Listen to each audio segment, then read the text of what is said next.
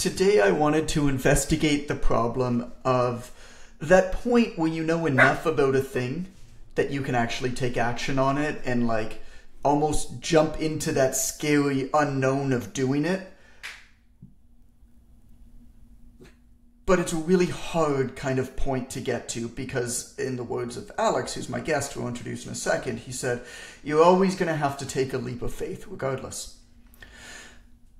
And I feel like this is a pretty central issue. This is an issue that we had. We're going to recount a lot of my story of, okay, how do you know, like we know enough, right? We've done enough research. It's time to just fucking do this thing. Or don't do this thing.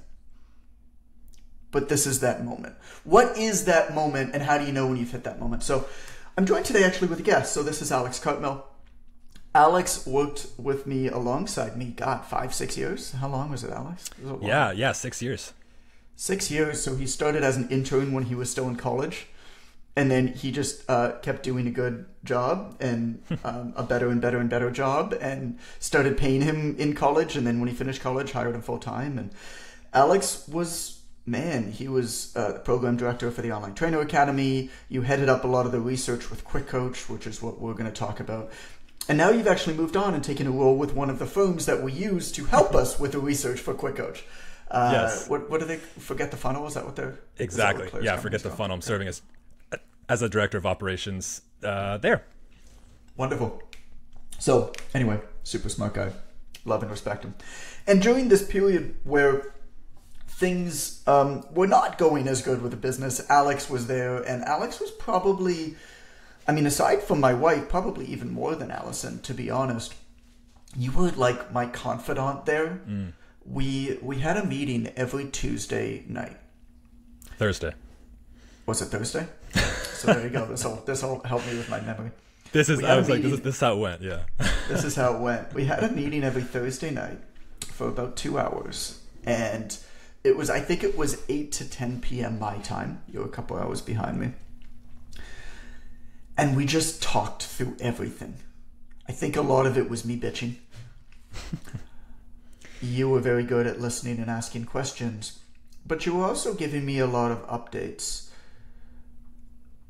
I want to start with the process that we went through for Quick Coach, because I've never really described it, because to be honest, it's kind of like a black hole in my memory, that whole period. We were just spending so much money on stuff that wasn't working. Yeah. Quick Coach not being one of them, as we've discovered, but there was a lot of time. So I want to start with that because, Alex, you were the head of it. I mean, you were the guy who was leading it up. So talk to me about kind of the mindset when we went into thinking about Quick Coach, our software, yeah, and then how we started to work through the process of proving some assumptions. And all of this will lead to what I call the fuck it moment. We're either going to do this or not do this, which I'm excited to get to that. Yeah. Well, first of all, thanks so much for having me, man. It's lovely to see your face again. And it's really fascinating to hear, because you're so right. And this is something that I never even realized, that a lot of things weren't going well in the business when we were going into Quick Coach. And I think at times that bled into how we were feeling about Quick Coach. And now as we reflect a couple years later, it was like, actually, things did go well, and not that I wouldn't change things that we did, but sometimes the sentiments that were going around the business bled into this process, which is a separate conversation. But I mean, but I've never even thought about it that way. And right off the bat with our conversation, I've never even thought about it that way. That how we were thinking about so much else in the business at that time was bleeding into the frustrations of this other process, which actually was probably to an outsider going really well.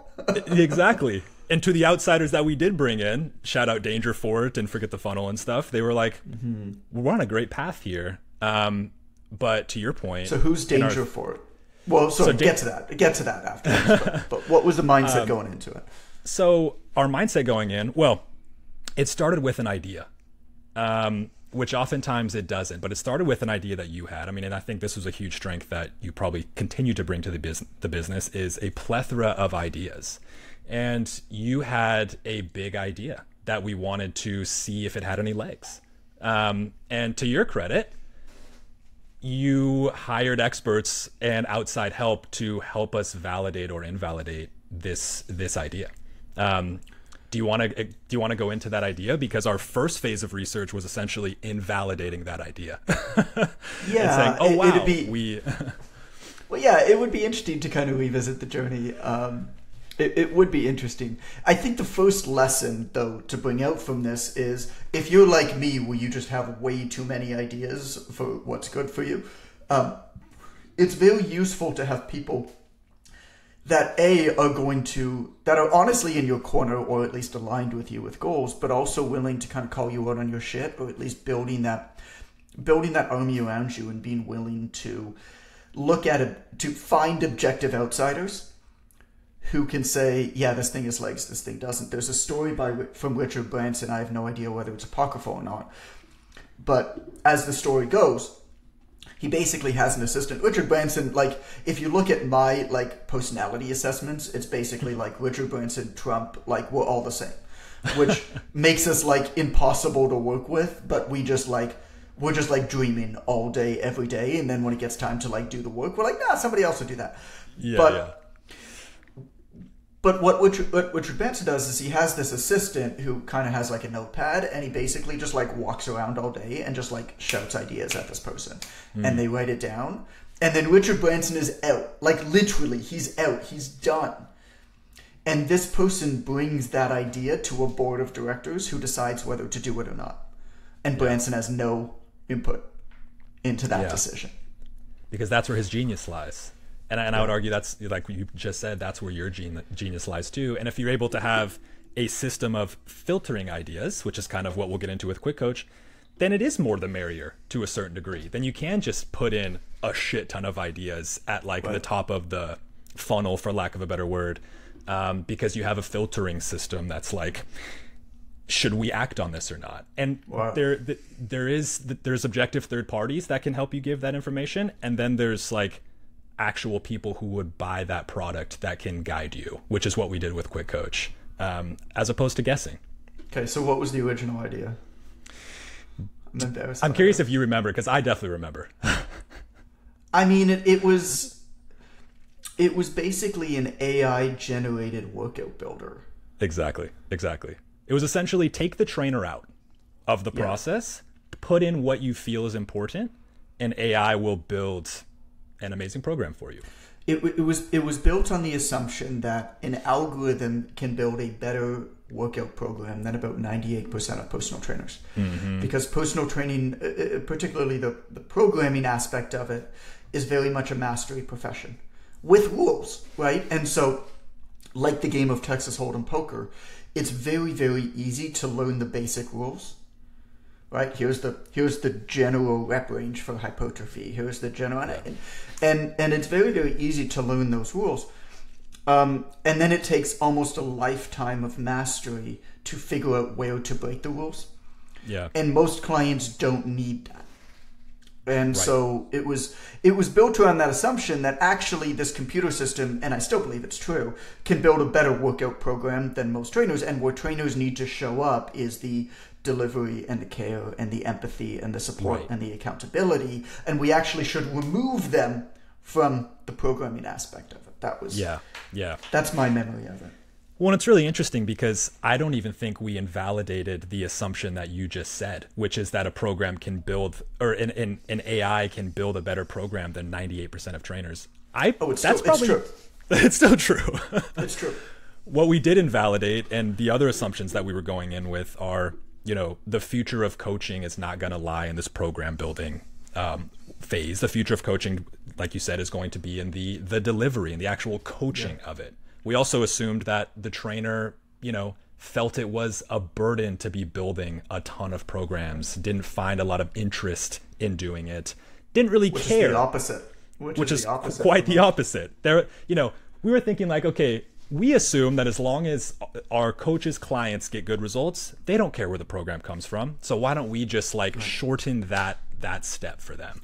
We actually, if my memory serves, we actually validated the concept that you can algorithmically build great programs.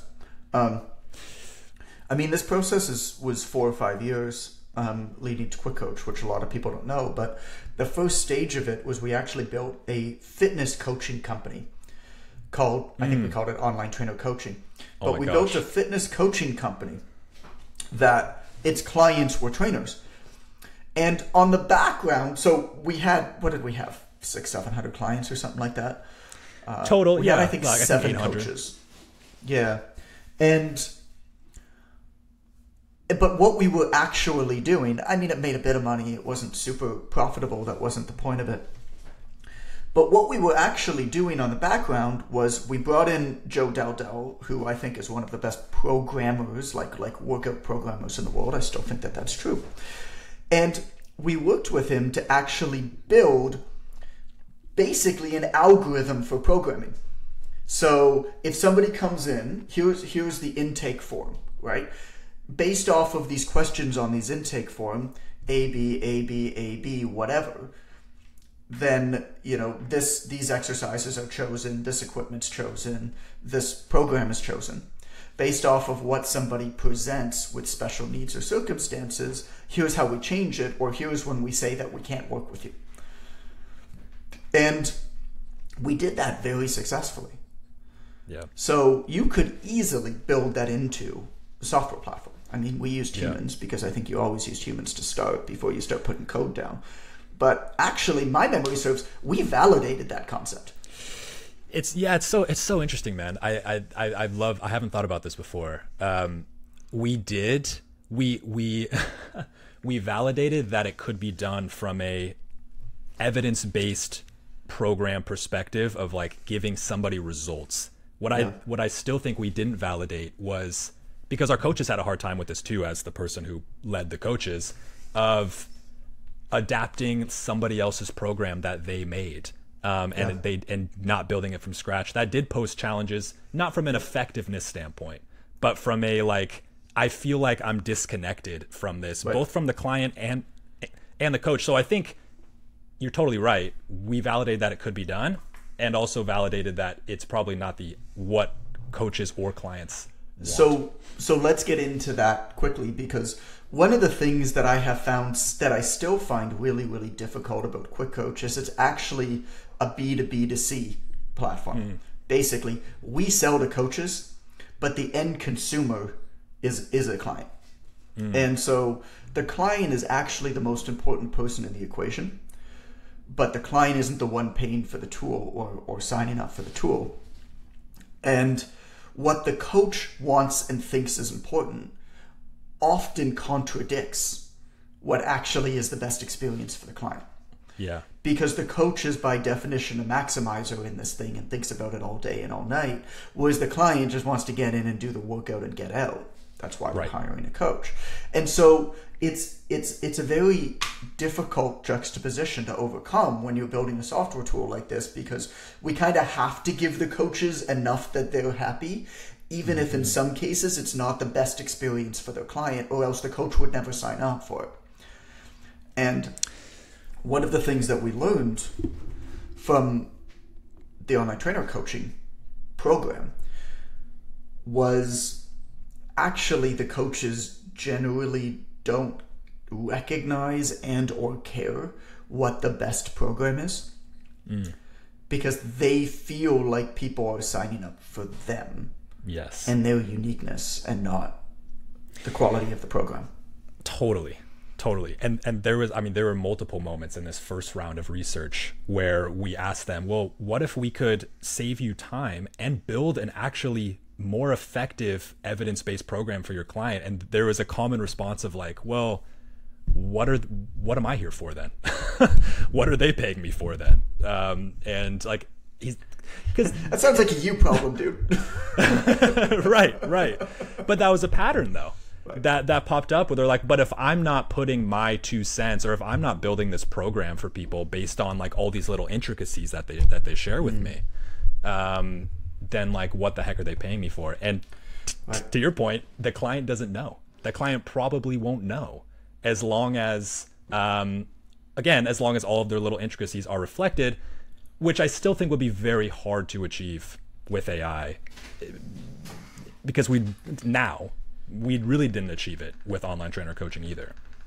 Because there were times where like we could tell that this was a adapted from a program template, and all these small little cases where it's like we wouldn't use any of the 40 templates that we had for this person if we were to start from scratch. And I think there's probably always going to be those instances. Well, there's always going to be edge cases, but I think the idea with scaling and systematizing this type of thing is you just ignore the edge cases, recognizing that they exist and sending them to somebody else. Yeah. And that's, I mean, that too. What's the word? 80% done by somebody else is better than 100% done by you. Yeah, and, right. And I mean, I very much believe in that kind of mentality and approach. So, okay, so we learned what we wanted to learn from the coaching program. And I mean, this is kind of just like a fun like blip in our background. It's like we built an 800-person 7-coach coaching business. Ran it for, what did we run it for, 9 months? Ran it for 9 months. That's the black hole in my mind, because that was like that was a tough venture. I think we ran it. Well, we ran it for 9 months, I think is what it was. I think we did 3, and then just shut it down. And we're like, all right, we're good. We learned what we wanted to. Like, what a ridiculous concept of like building a business like that, just purely to learn. Yeah, yeah. And then moving on. So what was the next step then? So that was when we brought on what was her name? Dangerfort. What a badass name. Dangerfort Labs, Keith Hopper, and Celine, and I think that was it at that time. They're an innovation. Who were they? So they were a product innovation company that teaches at Harvard University that focuses on the jobs to be done protocol. Yeah, exactly. They focus their jobs to be done. They certainly utilize that framework, and I'm happy to go into that. I think Forget the Funnel was probably the company that implanted the jobs to be done framework more strongly than Dangerfort. I think Dangerfort's role was, let's get all these ideas that you have in your head out into the world in a semi-intentional way, so that we can continue refining our So talk to me about how we worked with them then. It was sprints. It was research sprints. Yes, right? Exactly. So we operated on 2-week sprints that essentially followed the same exact cadence, where week 1, first 4 days was planning, where we had usually in each sprint 1 objective that we were trying to answer. We had 1 core question that we were like, for instance, for the first sprint, does an AI program building software help trainers save time? I forget exactly what the question was, but we would narrow it down to like, here's the exact question that we want to answer. But that's lesson number 1, is you can only figure out one thing at a time. Yeah. Yeah. And we spent, hours. It was 2 weeks, wasn't it? It was 2 weeks figuring out the question to ask. So before we even set out to answer the question, it was 2 weeks and thousands upon thousands upon thousands of dollars to figure out the one question to ask. So when I say, hey, the problem is what's important, this is what I mean. So regardless of what the first question was, so then how did we go about answering it? And just to clarify, the whole sprint was 2 weeks. That's how quickly we were moving. From the identifying the objective to parsing data to then help us figure out what's the next question that we need to ask. And then we repeated that, 4 times, I think, 4 or 5 times. And so what was your question? Sorry. Okay. So how did the sprints work? Because we started basically building pamphlets and stuff, but it was anonymous research. Like nobody knew that it was us doing it. So how did we navigate that all? Yeah, nobody knew it was us. So once we identify the question that we want to answer, everything waterfalls down from there. So then we also had to identify, who are we going to talk to? Like what problems do we want them to be experiencing? It was definitely less about demographics. Like we didn't even track like age or gender or location or things of that nature. It was much more of what situation are you in? Like, we want to be certain that you're feeling the pain of this problem. And so how we identified, or how we got those people, was via third-party platforms like userinterviews.com, usertesting.com, things like that, that match you with people. But what gets really tricky is there's people who try to game these systems pretty consistently. And so we would have a questionnaire that tried to hide our motives and tried to hide exactly what we were looking for. But if somebody happened to make it through a certain path of the questionnaire where they identified that they were a fitness professional, they were a trainer, they're working with this many clients, and they have these, like, these are their top 3 pain points. Like a very common question structure that we would ask in the questionnaire is like, rank these pain points that you're experiencing. They'd be like 12. And if somebody ranked the top 3 that we wanted them in, we felt that they were a good fit. And that they were and good it wasn't fit. So basically what we did was that we used these outside services that specifically choose or people sign up to participate in research. Mm-hmm. And we were doing this anonymously. Nobody knew it was us, and it certainly wasn't me doing it, because some of the people might recognize me, maybe. I don't know. That was what we thought. But it certainly wasn't me doing it. We were like ABC Company Inc., right? Like just exactly. some completely anonymous name. And we were using these services, and there were 2 different ones that we used. One of them was more interview-based, and then the other one was more, hey, actually use this prototype and talk through it while you're using this prototype. Yes. And there's a lot of science as to how to choose the right person for these, which was a huge amount of work. I don't want to get into that because I don't think that the nuances of that really matter that much. Agreed. But we basically tested then these various assumptions. Do you remember what the questions were, or what some of them were, as we kind of like got to know more and more and more? The questions that we would ask the people that we were interviewing? No, the main assumption. The main assumption that we were validating or invalidating. Oh, yeah. I mean, well, it changed with every sprint. I mean, it was a new assumption every single sprint. So what were 1 or 2 of them? So we went from, let's test this AI idea, and we're like, oh, this is actually not what trainers want. So then what we did here is and this is kind of where the leap of faith comes in a little bit with each sprint, is we extracted new assumptions from this sprint, where we said, okay, so here's our existing assumptions that we were testing, and we're like, oh shit, we're a little bit off base here. And then you can't just dive back into research to try to validate or invalidate that same assumption. You have to pull new assumptions, and this is where your value came in a lot. Where you're like, okay, this is what this means then. I have new ideas and new assumptions. Let's validate those. And we repeated that, and it just narrows. So the first one, that trainers actually would be very well served by basically this engine that builds your workouts for you, was completely invalidated. Nobody showed energy towards it. If I'm not wrong, it was basically a pamphlet study. We showed them a pamphlet like promoting this like fake company that could do it. Exactly. And then asked them what they liked or didn't like about it. We chose like 4 features, and we ran through each feature and be like, this new tool that we're building is going to do these 4 things, and then we kind of asked them specific questions to gauge like, how much do you care about this feature if we built it? And nobody cared about most of them. Nobody cared about most of them. The only thing that we saw some energy in a little bit was, oh, it would be kind of cool if it could like give me ideas, and then I would go and like individualize them. And then but even then, there wasn't much energy towards that. Like, that was just, I mean, if you ask somebody for feedback and what they think about a thing, they're going to tell you what they think about a thing. Right. And you've got to be very, very careful being like, oh, well, some people told us this. It's like, yeah, because we asked them to tell us something.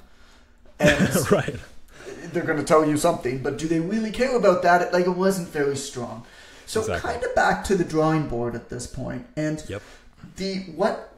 my assessment after listening to some of these are like hour and a half long. I mean, God, I listened through hours of this. You spent like, I don't even know how many hours. A lot of time. Well, I led the interviews, so it was. You led the interviews. And so to give you an idea, it was like Alex was leading the interview, but there was often 2 to 4 people who were silently listening at the same time. Yep. Because everybody listening was listening in a different way by design. And this is what also people don't understand about just how hard it is to actually listen. Like I don't think you can actively listen and have a conversation at the same time. I really don't. And this has also been validated. Who's the negotiator guy, the hostage negotiator guy who wrote a book about negotiating? The dude who's on Masterclass that I see the ads for. I don't know. It doesn't matter. I couldn't tell you. One of the things that he says is in a hostage negotiation, there's 4 people involved.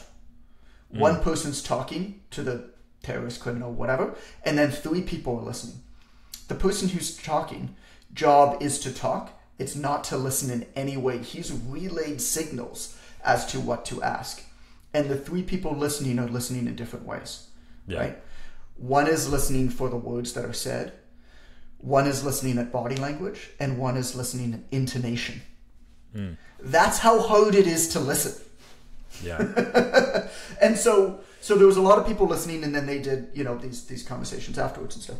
And I'm just painting this picture, this debrief, right? I'm painting this picture to show you just how in depth this process was, because I think you'll see when it all came to a head. Like, I think it's important to just understand just how much went into this. So totally. I listened back to some of the hours, and what kind of hit me over and over again was the next kind of assumption that we started to test, which was, I actually don't remember where in the pattern this was, but I remember we hit this. Might have been after the first one, might have been after the first or the second one. Was that every trainer out there thinks that they're unique and builds their programs in their own unique way.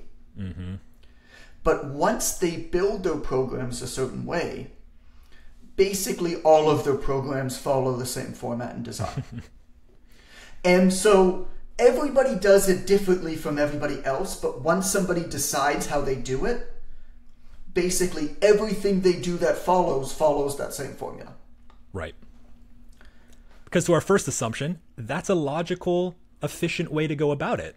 They just want to build the starting point themselves. They don't want somebody else to build it for them. Right. And they want the people in their videos to look a certain way. Right? Big, small, man, woman, black, white, whatever. They want the people in their videos to look a certain way. They want their videos to be, if they have demonstration videos or whatever, they want them to be the same type of way that those things. But like everybody likes different things. And overwhelmingly we did stuff with people who were using other tools too. I mean, this is a different part of the process, but we did a lot of interviews with people who were using other tools. And overwhelmingly, what we were hearing was, tremendous amounts of dissatisfaction with their existing tool, which is like not completely fair to the other tools, because like nobody likes the software that they use, no matter what the software is, no matter how good it is.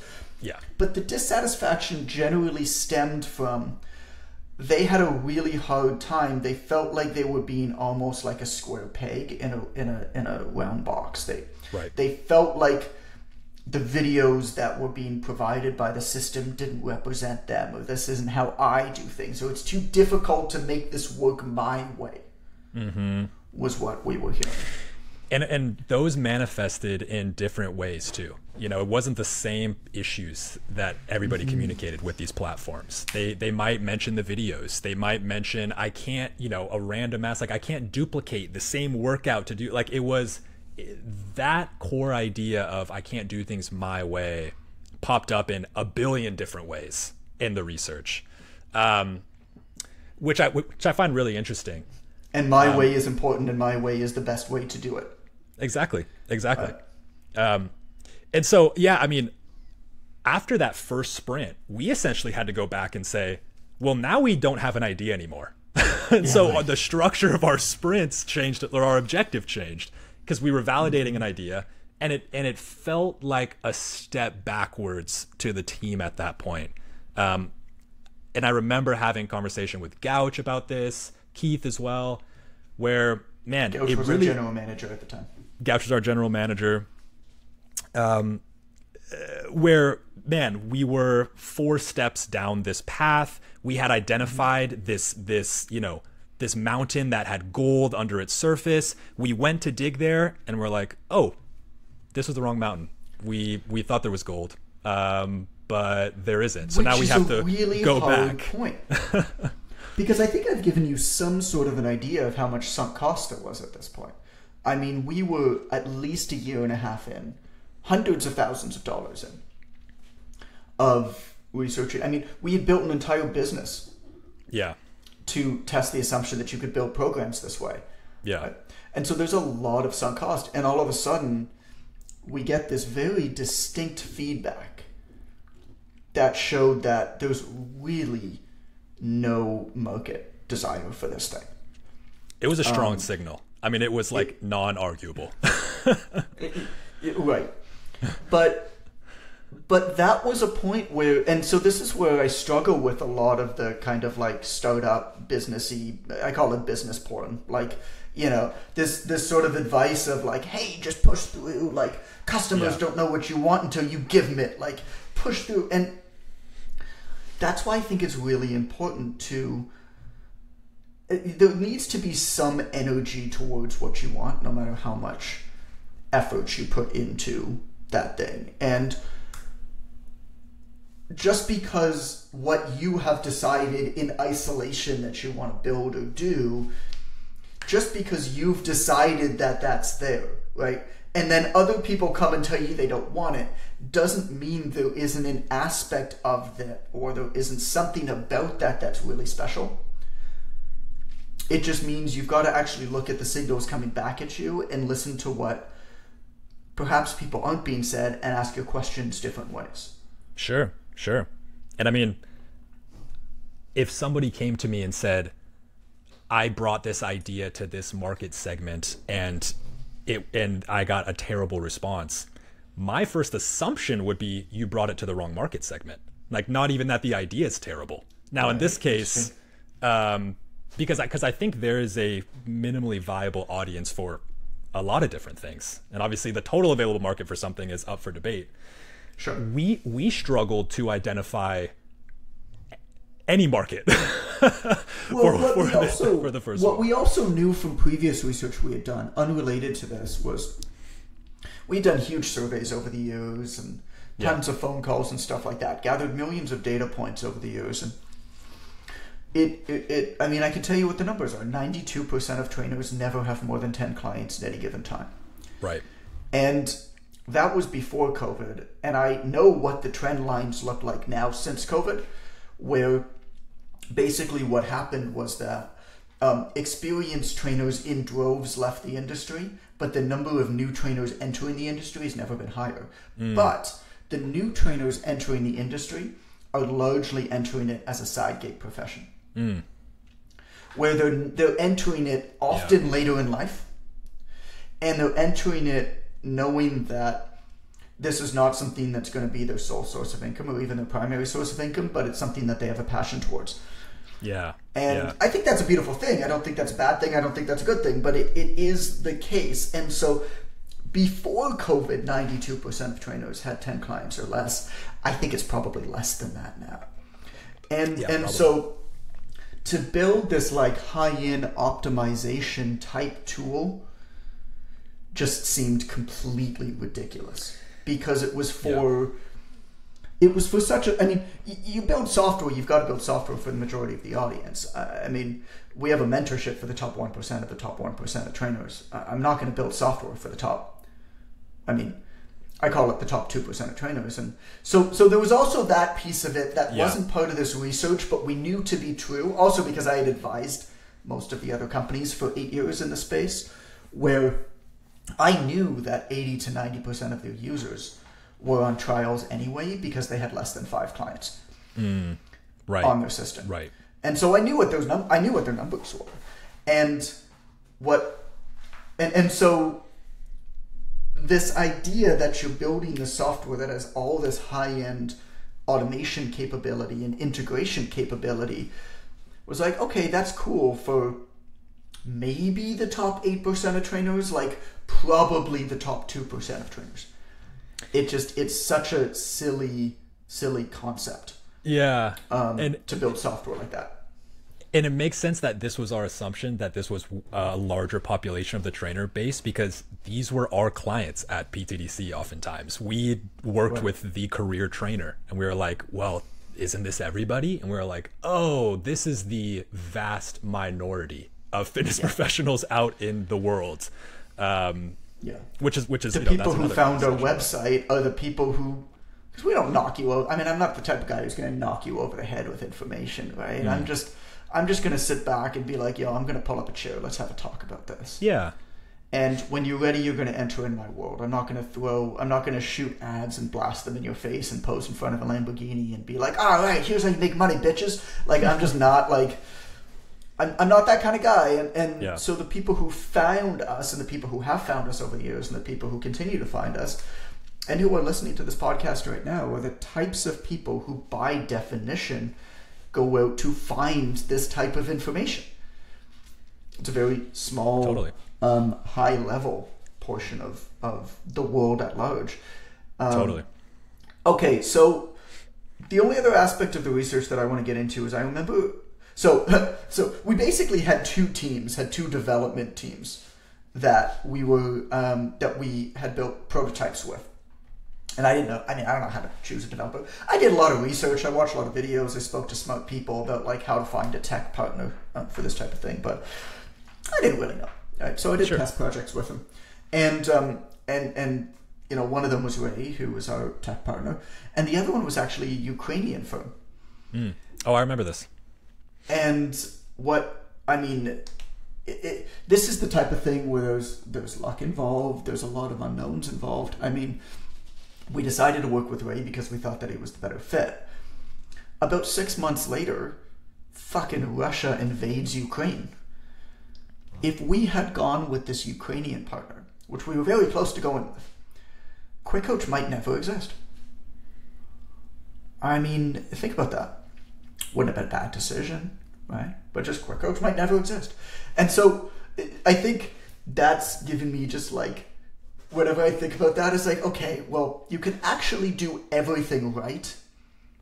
Totally. And you can make the right decisions and it still might not work out because the world is just so unpredictable. And I think it's just important to kind of keep that. But so Ray built a prototype. And what were we trying to test? What assumption were we testing when he built that prototype that people were actually using?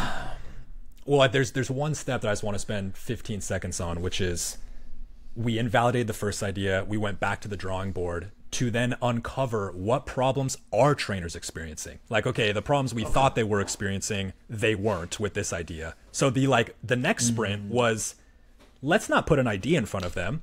Let's try to unroot their pain points. And then let's again formulate ideas based on those pain points. Because the first sprint, we were assuming the pain points that we weren't super spot on about. So once we those were the next two sprints, I believe. The next 2 week sprints were like, let's get a better understanding of what problems trainers are experiencing from a programming perspective, from a program building perspective. That's when we talked to people who are using a variety of tools. That's where we, did a huge survey.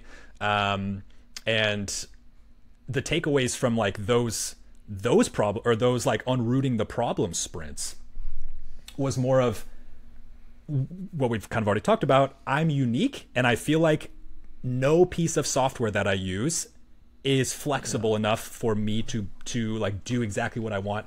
And like the people who didn't use any software, because we talked to both groups, said, I love using this free Google Sheets. I love using that. By far, more people had positive things to say about Google Sheets than any platform. I mean, it wasn't even close. Yeah.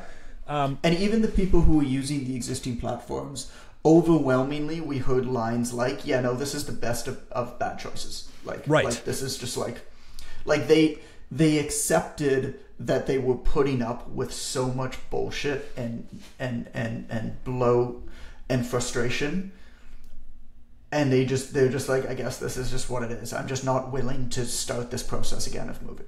Right, exactly. They're like, I'm just in it. He's like, I can't move my clients, I can't move my programs, I'm paying for it. They're like, I do want to switch, but I don't know how, or it's such a hassle, I'm too invested. It's just a big job. So what I heard during those was the main reason that people were perhaps interested in using a tool, or even the people who were using Google Sheets that weren't super happy with it. They're like, yeah, it's super easy to use, which is why I use it, but it's really not that professional. Right. It was this notion of professionalism Yes. that kept jumping up, that overwhelmingly was the big trigger. Was Totally. trainers by and large, I know because I felt it over the years, like, my sister's a lawyer, right? What do you do for a living? And I just always felt like what I did was not enough. And so I almost felt like I needed to overcompensate with how I presented myself in order to look more professional. And that's a little bit about what we heard. Totally. I remember some vivid quotes from people who, like, there's some trainers who weren't even charging, and they would say things like, I feel like I can't charge a client if I'm just sending them a link to a Google Sheet or whatever. Like, that kind of sentiment definitely kept popping up. But it's really interesting because, like, from a functionality perspective, Google Sheets was top dog. That was like, there was no complaints there. It was free, it was easy, it was familiar for the trainer and the client. They didn't have to, like, teach the client. There was no login. There was all this, like, all these things that we were like, after a couple sprints, we were like, shit, why are we trying? Because remember when we tried to do like, oh my gosh, dude, I'm just remembering this now. The, like, autofill thing where they would, like, the language. We were trying to build these, like, semi-complicated ways to make Google Sheets more efficient, like the functionality of entering in a program. You don't have to type in every single cell. You can, like, use this command language like Notion or whatever it may be, and that will build your cells and build your exercises. That was the first prototype that we built, actually, that we and it was just laughable watching people use it. And people are like, what am I... We're just like, okay, so here's your commands, and they're like, I feel like I'm fucking programming MS-DOS like 94. Like, what is this? They're like, I just want to type it. They're like, it takes me 2 seconds. Can I just, like, type it and, like, use an arrow? Like, why do I need to do, like, backslash, you know, S or whatever, Control F or whatever? And so, but that was interesting, right? Was people were like, we realized through those series of interviews that the literal best way that anybody could enter in a program of any kind, it wasn't just a workout program, nutrition, whatever, was effectively an Excel Google sheet, was a spreadsheet. Exactly. There's no way to do that, but what we also realized was that a Google Sheet was a really shitty way to represent the data on the client side. Yes. And there were other issues too with Google Sheets, like it's tough to go back and forth. You know, there's like a few other, like, small issues that we just identified. Yeah. You just couldn't do stuff. So then we worked off of the assumption of, well, what if there was a Google Sheets that was designed for trainers? And I remember that was the moment when it kind of clicked. Where it's like, oh, we're onto something here. That was the light bulb. It was that line. It was, what if Google Sheets were designed for trainers? What would that mean? Right? Yeah. And when we had that line, when we had that kind of filter, it became pretty easy to kind of figure out the rest. Yeah, there's tons of little details with Quick Coach. Sure. And actually, the workout builder, I mean, to make it as simple as it is obscenely complex in the background. Like the workout builder is hundreds of thousands of lines of code. Sure. Like, it's way more complicated than anything else in Quick Coach. So you and I are sitting there. I remember where I was. Thursday night, I guess. I thought it was a Tuesday. But it was Thursday night. And we had gone through this whole process, and it had been years. I mean, at least 3 years at this point that we've been talking about doing this stuff, right? We had a reasonable amount of confidence in Ray because he had built a prototype and he'd done a good job with it and been responsive and been great to work with. We didn't really know what it'd be like to work with him, but, you know. Yeah. And I remember I was sitting there on my couch in my house, and it was dark outside, and I had my bookshelf to the right of me. And you were talking to me about what we learned in the previous sprint. How did that conversation go? I'm trying to remember which one, because I remember that there were some tense conversations. This was the conversation where I said it was intense. I mean, it was heated. Totally. It was heated. I said something to the tune of, "No, I'm fucking done." Yeah. You said that even in the last sprint, I remember. I was living in Phoenix at the time. I was walking my dog on a call, and I remember you said something like, "When can I build the thing I want to build?" And I'm like, "You can build it right now if you want. Like, it's your company." But there was this, we were certainly like, once we identified the problem because we were like, okay, we understand the problems with software. We understand the problem with Google Sheets. We want to build a Google Sheets for trainers. And then we started trying to validate that idea. And there was a moment in time when, like, and again, this is your like visionary brain, where you have this data that we were feeling really confident in. The approach that Dangerford and I and Gouch kind of were leaning towards was like, let's keep validating and getting a like narrower scope of exactly what we want to build. And you were like, I already know what I want to build. Let's do it. And like that was clashing for probably but I didn't. 4 weeks. I didn't know what I wanted to build. This is why it's interesting having this conversation, because from your perspective, that's what it was. Yeah. From my perspective, one, I was just so fed up and frustrated with this process that had been going on so long, and yet we still hadn't done anything. Sure. We still had nothing out in the world, and we hadn't put down a line of code yet. Right. From my point of view,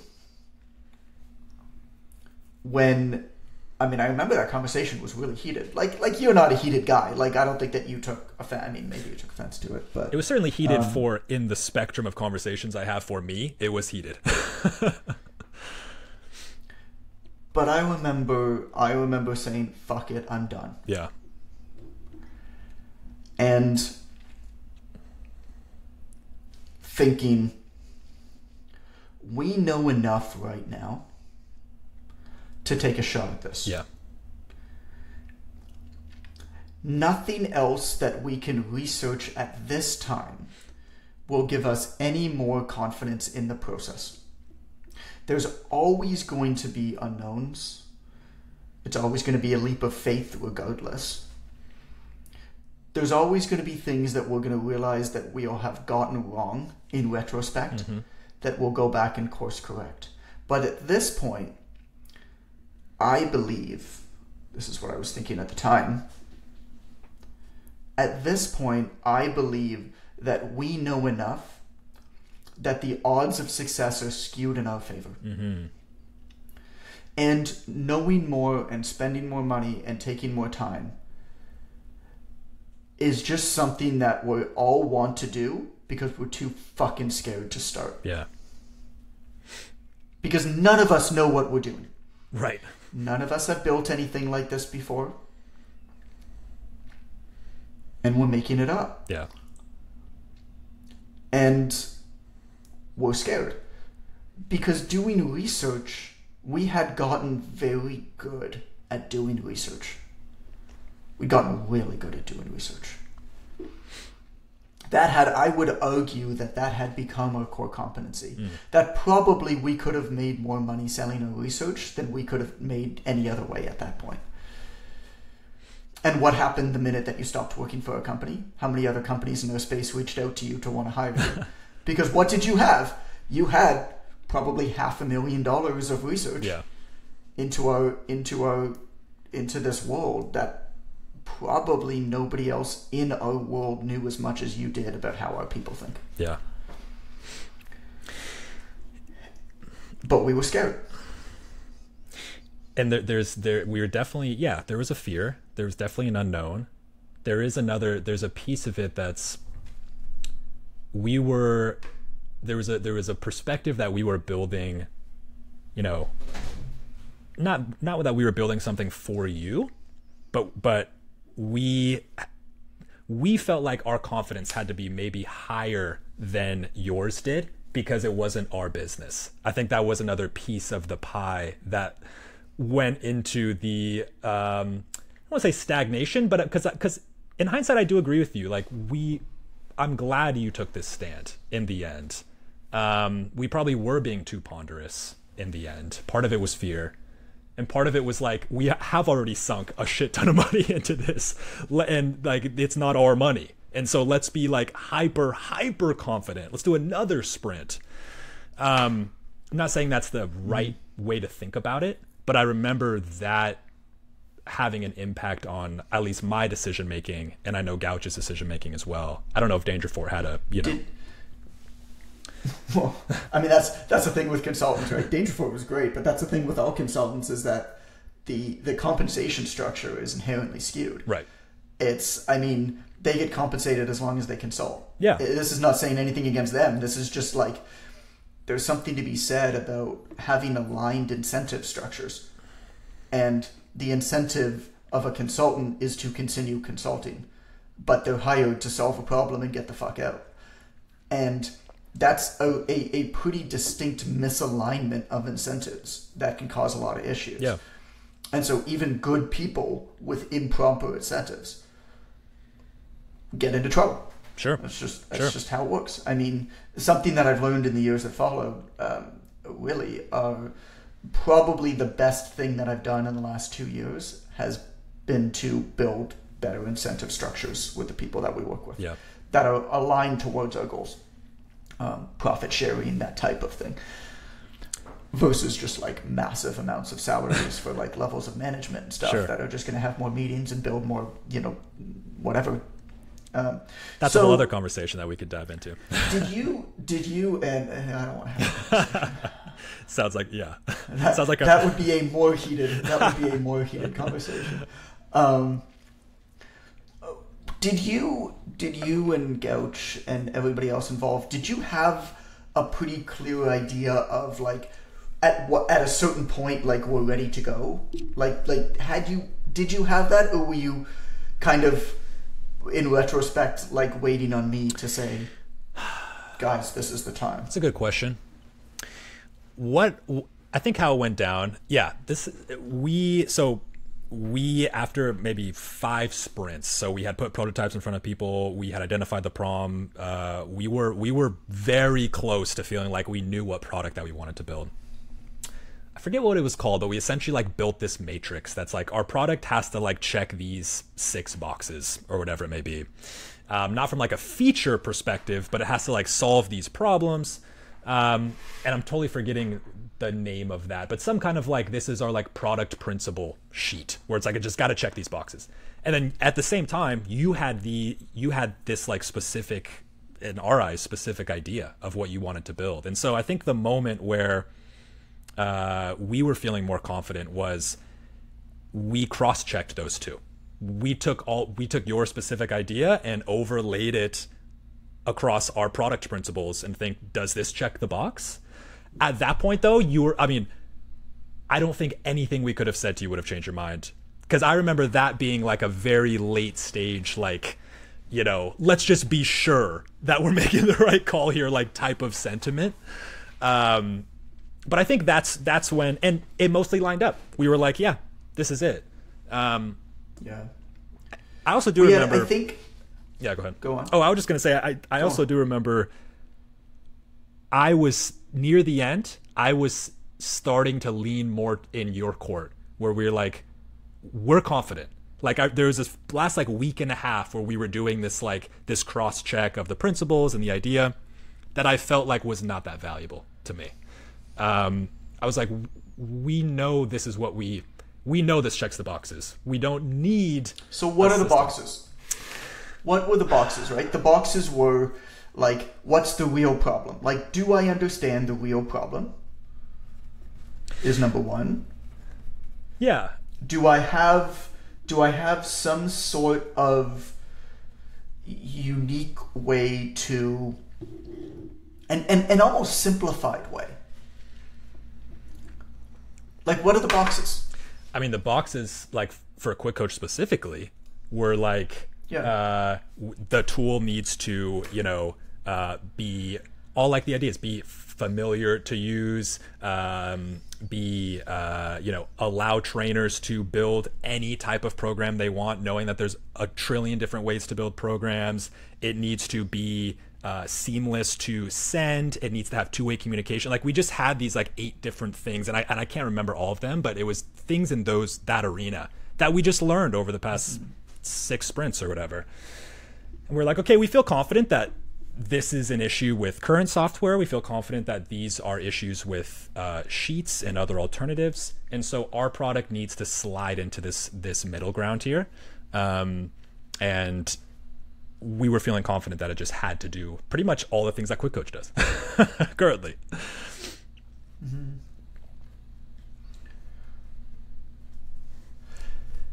That's what I think is so interesting, is it had gotten to the point where, in my eyes, it was so clear that we understood the problem better than anybody else on the planet. Yeah. I mean, almost a decade at this point of experience from when I first started advising other companies in the space. Most of the other people who even own the softwares today were not even in the fitness industry when I started advising the other tools. And then, of course, our experience with hundreds of thousands of trainers that had bought our programs and stuff like that. Tens of thousands that we directly worked with, coaching them on business and mentorship and things. And then all of the surveys and all of the user interviews and everything that we did. I don't think anybody has ever come close to us in terms of the level of research that we've done. And yet, we still were scared to take action on this thing. We still were. All of us were. Totally. But the minute that we got to that point where we had that heated conversation on Thursday night on my couch beside my bookshelf, where I said, fuck it, I'm done. And we started sprinting towards execution.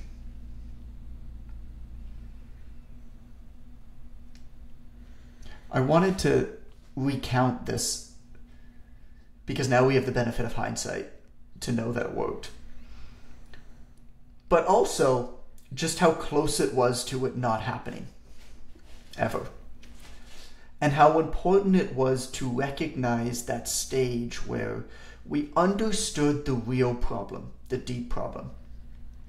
We understood that whatever we had to build had to be familiar to use.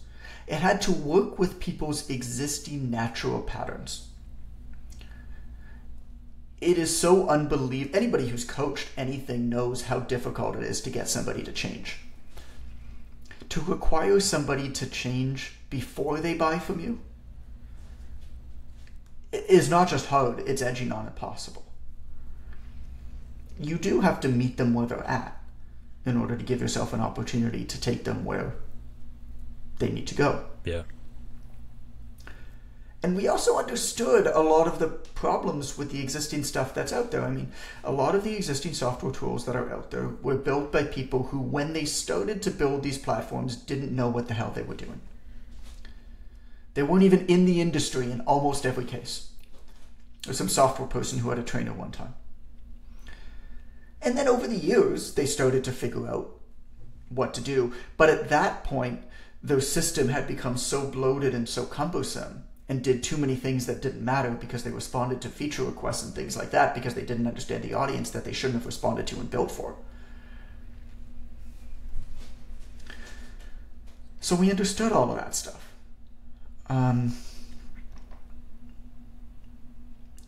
But we still didn't know whether a thing was going to be a success or not. And I don't think you ever can. Yep.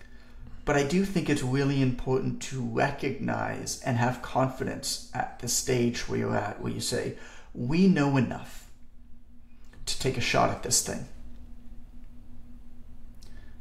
We know enough right now where the odds are skewed in our favor, where learning more about this thing is actually going to be a mode of productive procrastination. And you kind of need to get to the point where you say, fuck it, I'm done. We're either doing this or we're not doing this. Yeah.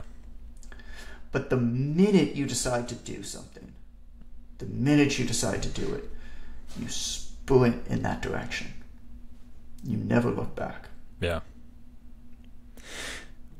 For sure. And in my eyes, that's not mutually exclusive with learning either. I mean, we essentially did, like, the building Quick Coach was like our like final sprint. Obviously it was a multi-year sprint or whatever, but we had confidence in our assumptions that we were like, this is the leap that we need to take. In sprint 1, we still made leaps in sprint 1, 2, 3, 4, whatever. It was just, and we still made assumptions. We just weren't super confident in them. And then we did reach a certain point where that next leap was building because we knew enough. And the next leap was not another research sprint. And it is crucial to, and like there, as we looping it all the way back to the start, there's always going to be that fear. There's always going to be that possibility that it completely falls flat. And that even though we did 5 research sprints, we could still be wrong in the sense that the product doesn't do well. That's totally a possibility. And I think if you stay behind the scenes trying to mitigate that possibility, then you're never going to do anything, because that possibility will always exist. Right. Well, Alex, thanks for doing this with me, man. Thanks for having me. This was fun to reconnect. It really was. Appreciate you. Appreciate all the work that we did together. And maybe we'll do another post-mortem in another year or two. Try to think back even further and further when our memories get cloudy. Yeah, exactly. Well, you know where to reach me. And thank you, everybody, for listening. I hope that you found this insightful. Hope that this gave you some permission, perhaps, to actually say, fuck it, I'm done, and start taking action on whatever you're doing. Yeah, it's a moment that's cemented into my memory for sure. Likewise, my friend. Talk soon. See ya.